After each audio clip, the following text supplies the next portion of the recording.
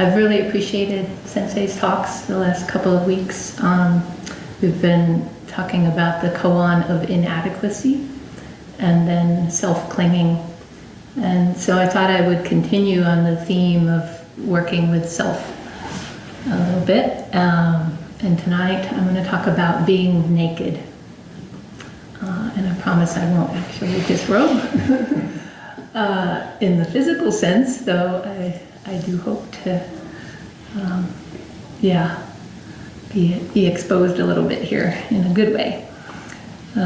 So it's been 4 years now of living on the road. This is my 4th time coming back to Boulder.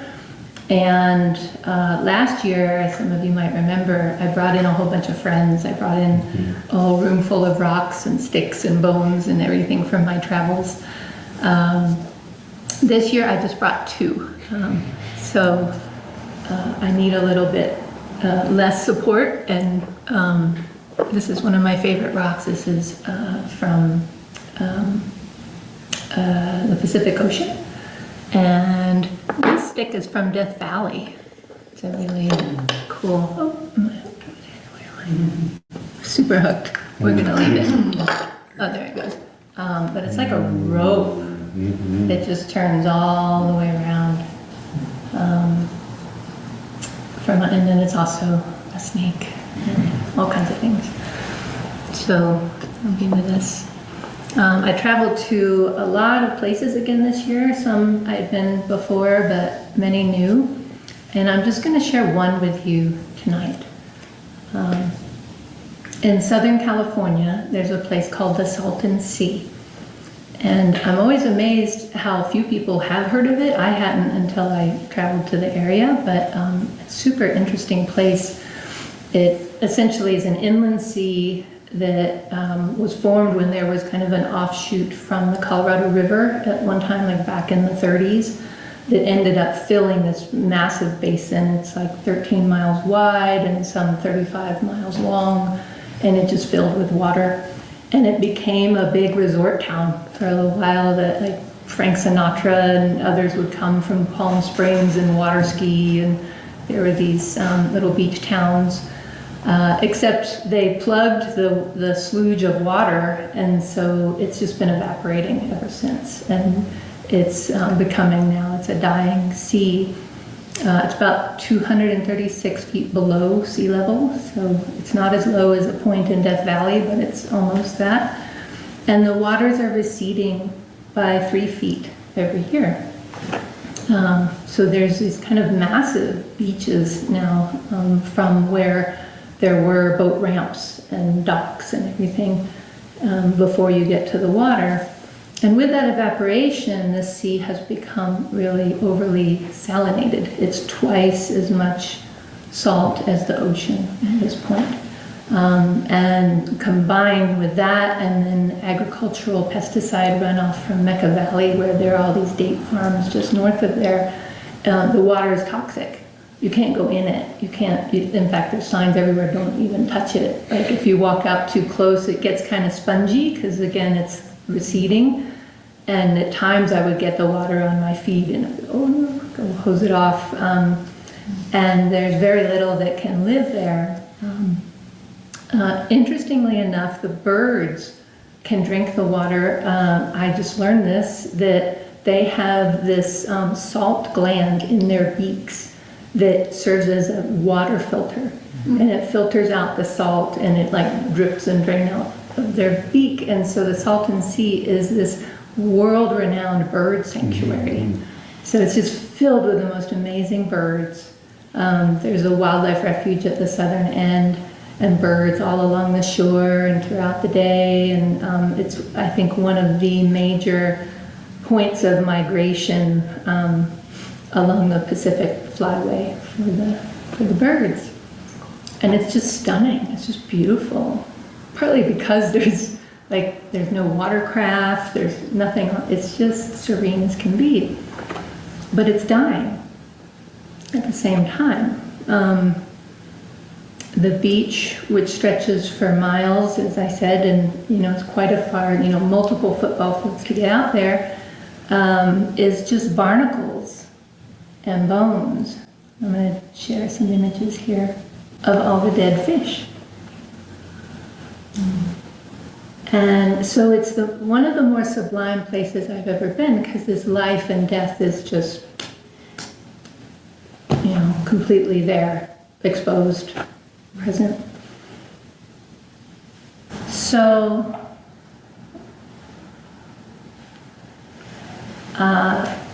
camping there is super interesting. All along the east edge, going north to south, there's a major rail line that carries goods multiple times a day from Yuma and parts south all the way up to Las Vegas and further north. So that's kind of a rhythm in there. And other times it's military trucks and jeeps and tanks on there. So that's moving through this very beautiful, bizarrely serene space.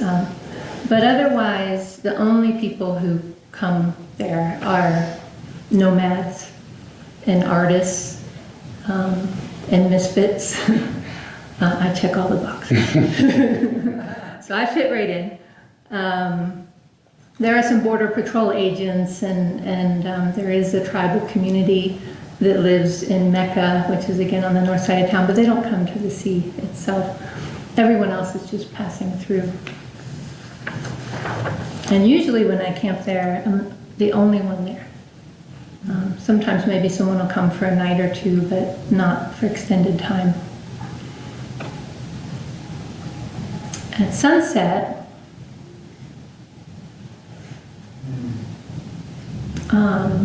the sea and the mountains and the sky and the land really all start to merge. And it just feels so vast and limitless, like there's just nothing else even beyond that. It's just me and this place. And these photos were actually taken literally back to back. So I'm looking at the sun, and then I turned around. And there's my shadow pointing to this was a full moon. Across, you can kind of see what the surface is like, very briny and encrusted. And everything in this place is exposed. Everything. Exposed to weather, exposed to sun, exposed to wind, to rain. You can see someone coming for miles. You can hear everything. Right? Nothing is hidden. And I wrote a poem there in my first year. I visited there in the spring of 2023. So this is that poem. The sand reveals itself as sand. The rock, the rock. The wind, the wind. The glitter on the Salton Sea. There are no secrets here. Living in reality. So this January, I returned for the first time, and I met this really tender-hearted older man there named Bill. He lived nearby in a little home kind of up the way, but he would come out to this abandoned boat dock where I was camped. And he was the self-appointed caretaker. He was like the mayor of the Salton Sea. Every day he'd come out just to check on things, see who was there. This beat up black Dodge that he drove out in, and if someone did drive out under the spongy area and got stuck, he would tow them out, So he was there to help, but I think he also just really liked to know everybody's business. He wanted to know who was there. And a few people had warned me about him on some nomad forums. There's these different apps that I follow to find places like this, and one of them said, watch out for Naked Bill. Watch out for Naked Bill. And despite this photo, he is indeed naked as much as possible. That is his preferred state.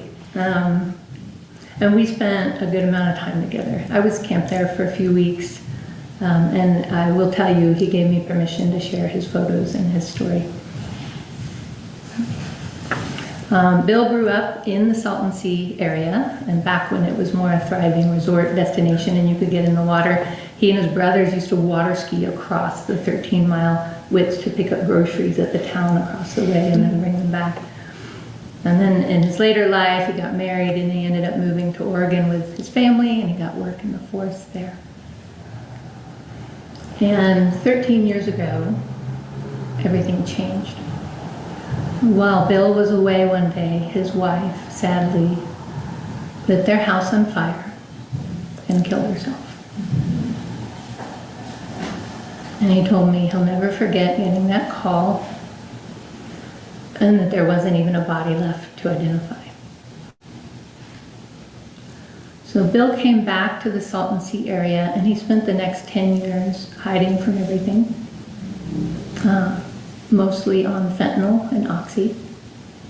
And there's a place nearby called Slab City. Some might have heard of it, but it's an anarchic community where you can pretty much get whatever you want, and there's no law or eyes on the place. And he lived there for a long time. And he almost didn't make it through himself, but he did. And he's been off of all drugs, alcohol, you name it, for 3 years now. And he lives naturally on the shores of the Salton Sea under the sun. And he knows people aren't comfortable. Not everybody's comfortable with this, so he does sometimes come clothed initially, just to feel things out. And then he'll ask, and he'll bring it up right away. You know, hey, I like to not have clothes on. How's that for you? Is that okay? Some people are fine with it, some people aren't. Some have called him an exhibitionist. He said he thinks it's just being natural. And I asked him, well, what's the difference? What do you see as the difference? And he said, well, he didn't want people to be uncomfortable. And he didn't get anything out of it sexually. He said he just liked the feel of the sun on his skin. And this is just who he is. And he didn't understand what the big deal was. But I did notice he likes to talk a lot about his nakedness. It was very front and center. And he likes to talk a lot about people's reactions to it. So there's something there. But he also talks about how important it is to him, after everything he's been through, to be just exactly who he is. And then he said, people who wear clothes are hiding something. And he has nothing to hide. And he was a little teary when he said that. And I just felt into it and asked him cautiously, was being naked part of his healing from what had happened? And he stopped for a minute and he looked at me and he said, yes. And then he pretty much shouted, he said, she was hiding from me. She didn't tell me how much she was hurting. And then he got quiet.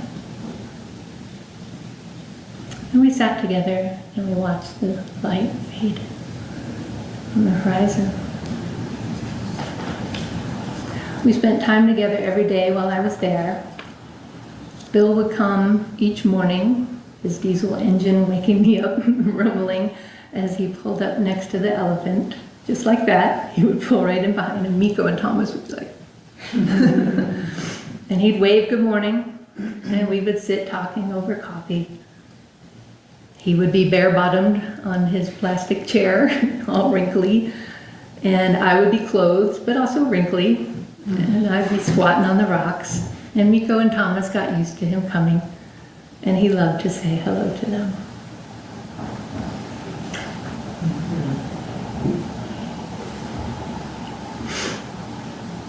And he told me at one point that no one had ever spent this much time talking with him. And that some of the things I asked had really got him thinking in a way that he hadn't before. And we both had tears when I left.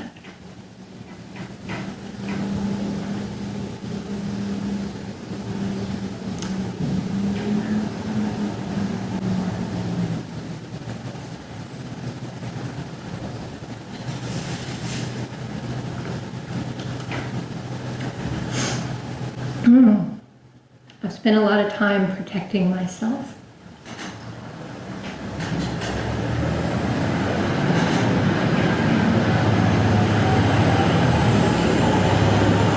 Trying to hide the parts of myself I don't like, or that I don't want people to see.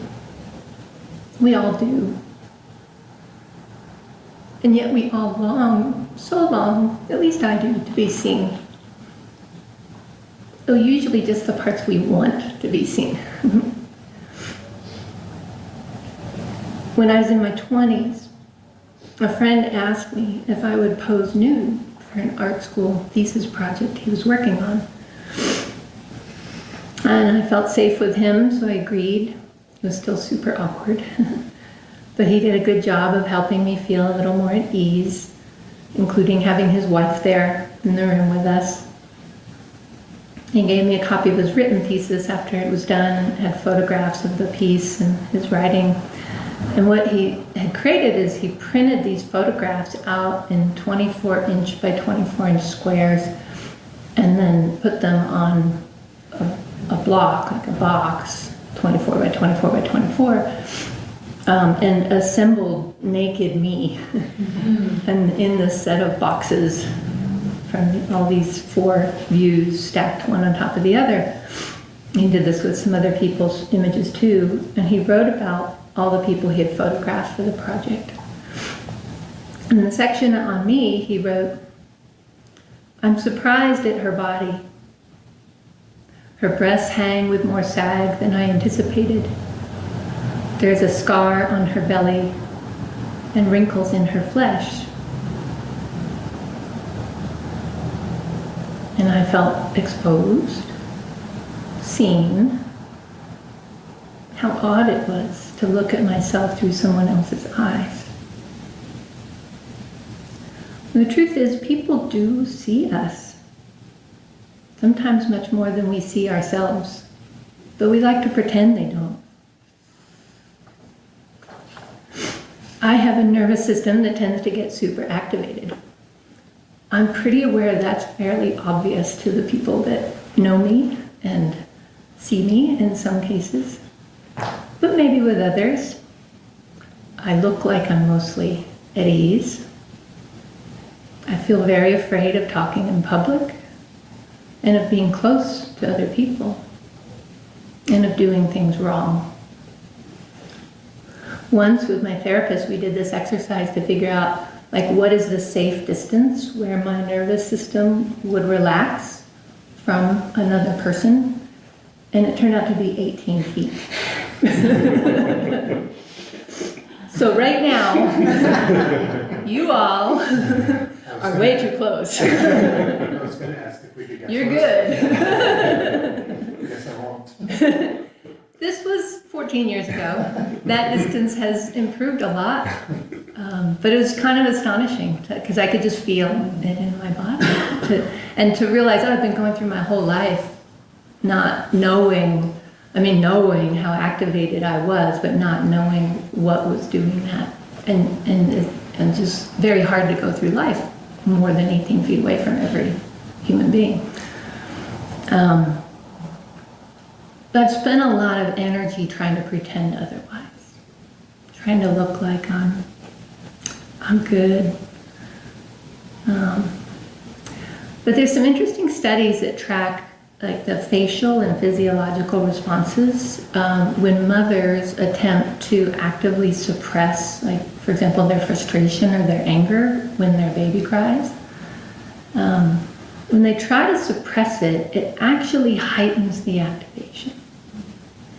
And even though they maybe are suppressing the direct anger and frustration on their face, it increases expression of distress and sadness, which the infant does pick up on. And I see that as, there's a split happening there when the mother suppresses that, and it can't but help show up in the body. In other words, hiding doesn't really work. But what happens when we let these layers of protection go? Who are we without all of that? What is it like to hide, to not hide or hold on to anything? to be naked.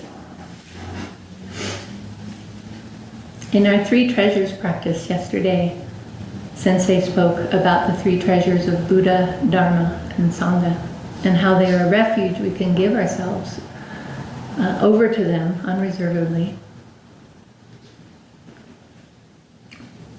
So there's this book that, again, not a lot of people know about this one, but it's one of my favorites, very thin, called The Wisdom of No Escape. And that's a little bit what it feels like to be in my body, and probably yours too sometimes. But the second part of this title, The Wisdom of No Escape and the Path of Loving Kindness. And in here, she writes about this taking refuge. And she says that taking refuge in the Buddha means that you are willing to spend your life reconnecting with your awakeness, taking off more and more armor, particularly the armor that covers your heart. We all have different kinds of armor. You have yours, I have mine. Some comes off relatively easily, especially these days. I'll notice I'm armoring and I'm like, oh, ooh, right, no, and it'll drop. But others are really embedded, maybe even kind of padlocked on and stuck in the skin. But when we say, I take refuge in the Buddha, that means I take refuge in the courage and potential of fearlessness of removing all the armor that covers this awakeness of mine. This is Pema's words again. I am awake and I will spend my life taking this armor off. Nobody else can take it off for me because nobody else knows where all the little locks are and where it's sewed up tight. No one can tell you how to do it because you're the only one who really knows how you got locked in there to begin with. And then she says, taking refuge in the Dharma is taking refuge in the teachings of the Buddha and of our teacher and of all phenomena. Well, what do the teachings say? Let go and open. And then she says, taking refuge in the Sangha means taking refuge in a community of people who are all committed to taking their armor off. One piece at a time, even if it takes a lifetime. And that's what we're doing here. Together. Some of you likely heard that practicing in Sangha is like putting a bunch of rocks in a rock tumbler all together, and we bump up against each other, and sometimes we feel each other's edges.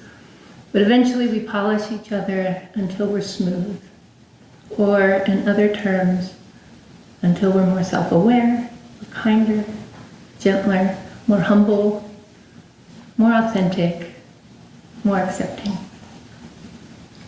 And we also serve as mirrors for each other.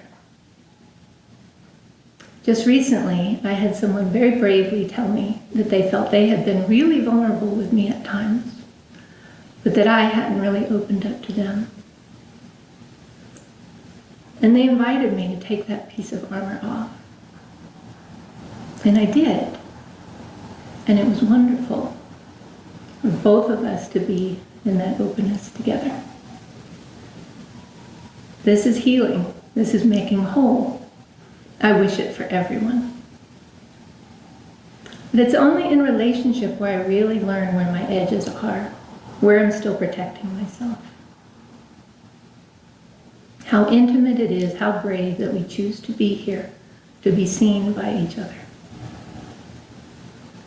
And over the past few weeks, my edges have been extra sharp. And I have multiple people that I have already had to make amends to. And I've been stressed, I've been not sleeping well, hot, overworked. This was all prior to coming to Boulder. Even I had a big bus breakdown in New Mexico. And I found myself reaching for all these old go-tos, just completely, almost automatically, this armor just to get by. But the funny thing is that the armor doesn't protect me anymore, and it likely never really did. Mm-hmm. In reality, it just makes everything more difficult. And no wonder, armor's like really heavy and super rigid and hard to walk in. Right? Mine definitely is heavy and rigid, and it creates a barrier between me and the world. At one time, maybe that served, but it's not helpful anymore. It cuts me off from my own aliveness. I can't move freely, and it cuts me off from all of you and the aliveness that is us. And the bigger question, the Dharma perspective, is what is there to protect? And who is it doing the protecting? I do find before I can be naked with others, I have to be naked with myself first. I have to really look at the parts of myself I don't like and accept that, yep, that's me. That's me. Sagging breasts, scars on my stomach, confusion, neuroses, doubt, mistakes, the tendency to want to control everything, have all the answers. Yep, that's me. And all the other parts of me too. Compassion, playfulness, creativity, joy, adventuresome, the whole catastrophe. As the teachings show us, it's also not me, certainly not a fixed me. And it's all Buddha. We say that Zen is the practice of reality. We are practicing becoming intimate with who we are, just as we are. And Hakuin Sammuzazen says, this earth where we stand is the pure lotus land, and this very body, the body of Buddha. His body? Me? Yup. And although his physical nakedness may be its own form of protection, it is provocative, and I think he knows it. I do think Bill is onto something. To be truly naked is to have nothing to hide, and to let go of who I think I am, or wish I could be. To be myself means to be all of myself, everything included. It's a package deal. So my practice lately has been to really pay attention and notice when am I being naked, and when am I putting on some form of protection, when I sense that I'm wanting to armor up. The more I practice, the more I can feel the difference. I can feel it at the beginning, the instinct to hide. But my vows tell me to open wide instead. Hiding never served anybody. Well, there's the idea of being naked, and then there's the reality. Right? I don't necessarily like it. It doesn't feel comfortable, at least not at first, often. But I've learned to give myself over to it. Being naked is being alive. Sometimes I don't catch it in time, though, and the armor is up. What do we do if we realize we have contracted? We put that armor back on, or we're still kind of caught in it. Well, I've learned I got to get naked. I got to. I thought I'd share what that looks like for me these days. And I think the Sensei and Pema laid it out for us.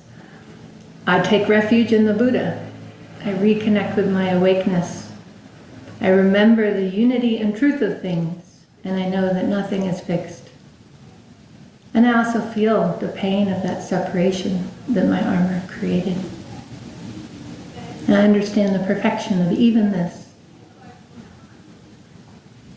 I take refuge in the Dharma. I see what is here, what is underneath that contraction, that armor, that pain. What is this?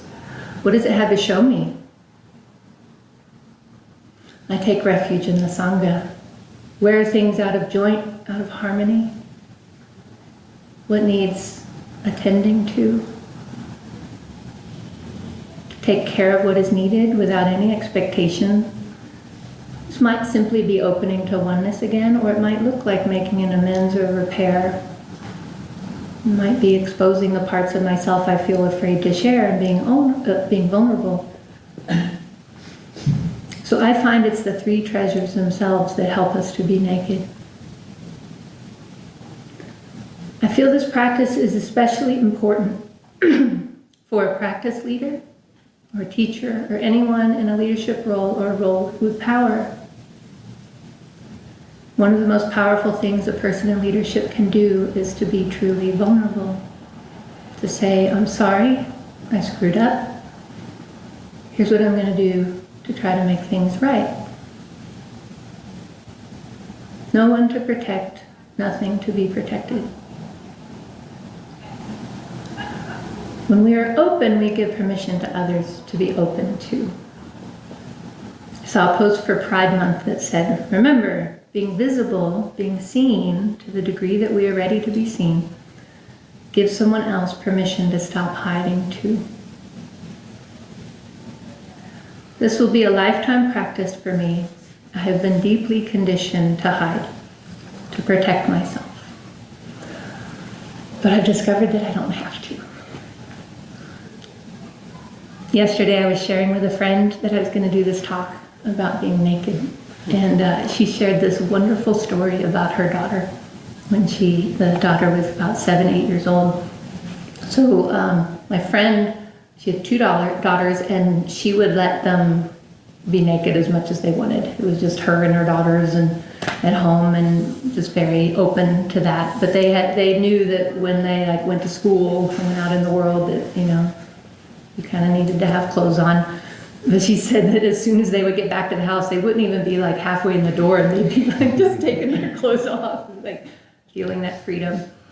And the one of them, when she was 7, she said used to like to run around the dining room table, completely naked, little 7-year-old running around and around. And there was this mirror in the room, and every time she would run past the mirror, she would go. She'd look at herself and she'd run. And I just was so moved by that, the joyousness of being naked, and how amazing if we could all be that free with whatever is here, Just as we are.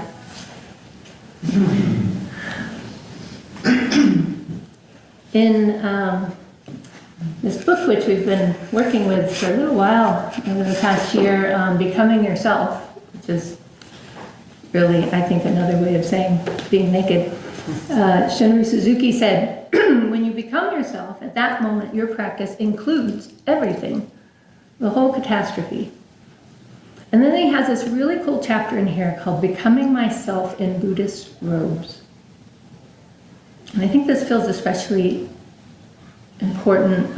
Sometimes in our spiritual practice, we can hide a little bit too.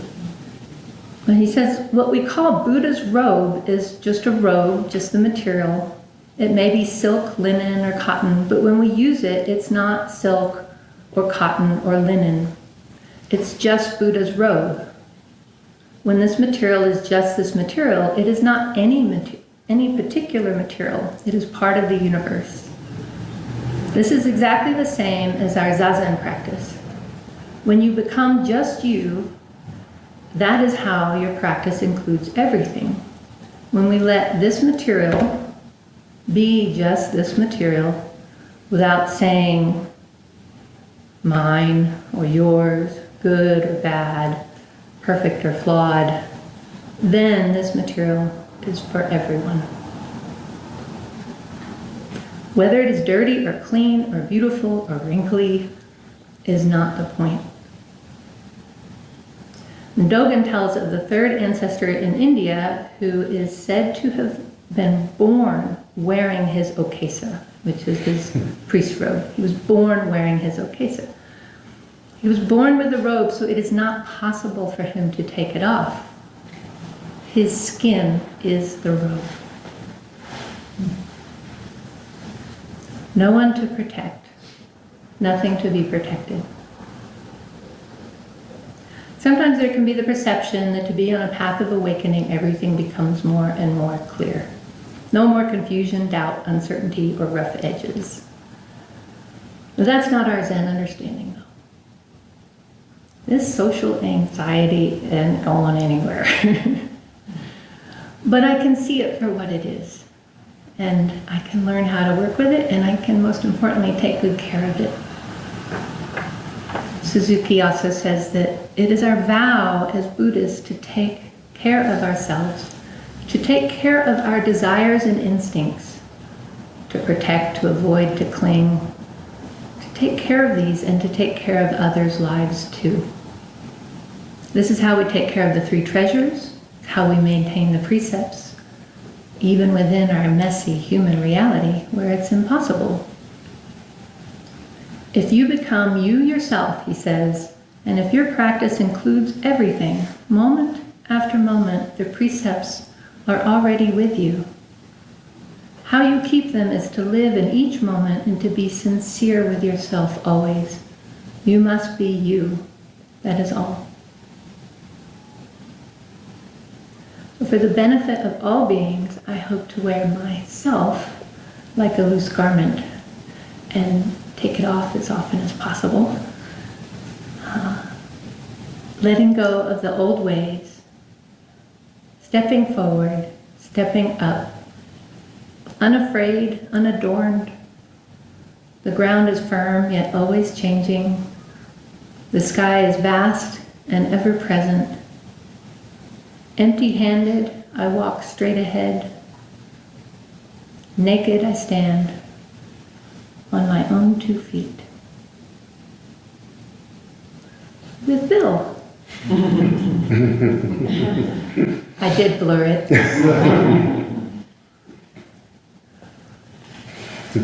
Thank you.